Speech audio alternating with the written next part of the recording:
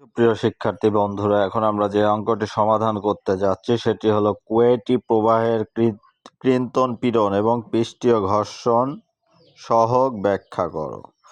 তাহলে এটা আমরা করতে হলে যেভাবে আমরা করতে পারি, প্রথমে হলো কুয়েটের প্রবাহের ক্ষেত্রে বেগের বিন্যাস। কুয়েটের প্রবাহের ক্ষেত্রে বেগের বিন্যাস, এটার সূত্র হচ্ছে u divided by h into y. তারপরে হলো নিউটনের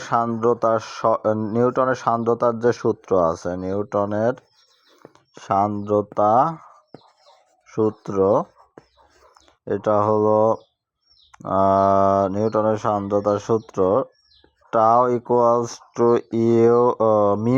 mu del u del y. এখন এই যে আমরা যে কুয়েটের প্রবাহের ক্ষেত্রে বেগের বিন্যাস পেলাম, এটার মান হচ্ছে ইউ। এই ইউটাকে যদি এখানে আমরা বসাই এবং অন্তরীকরণ করি, তাহলে যে এটা শুধু কনস্ট্যান্ট থাকে সেটা এখানে বসে যাবে, আর এই মিউটা হচ্ছে এখানে ধ্রুবক, আর এই ওয়াইটা যদি এখানে অন্তরীকরণ করি 1 হয়ে যায়, তাহলে আমাদের হচ্ছে পাওয়া গেল হচ্ছে এইটুকু।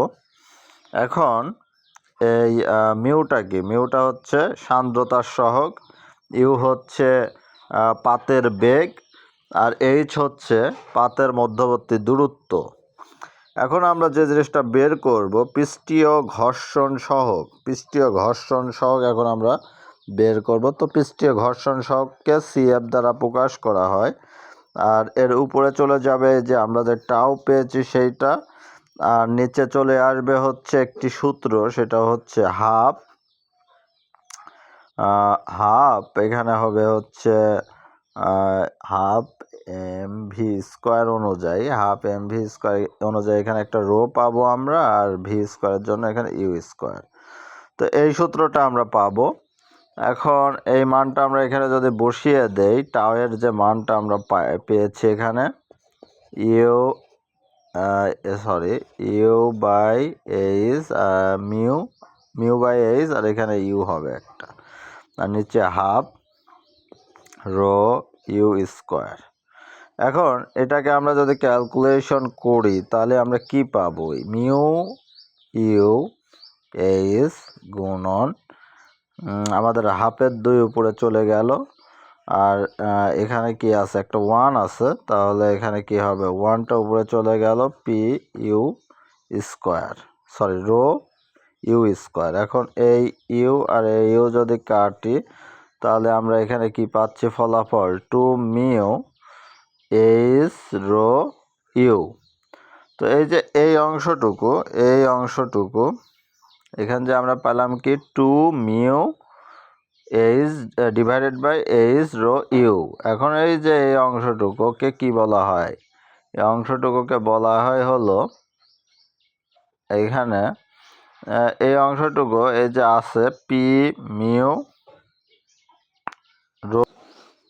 তো এই অংশটুকুকে যদি আমরা এই আপনার হচ্ছে এখানে পি, এখানে হচ্ছে এটা আমাদের কি পেয়েছে? এটা এইচ রো ইউ। এটা যদি লবে যায় আর মিউ যদি হরে আসে, তাহলে এটার যে সূত্রটা হয় সেটা হচ্ছে আরই।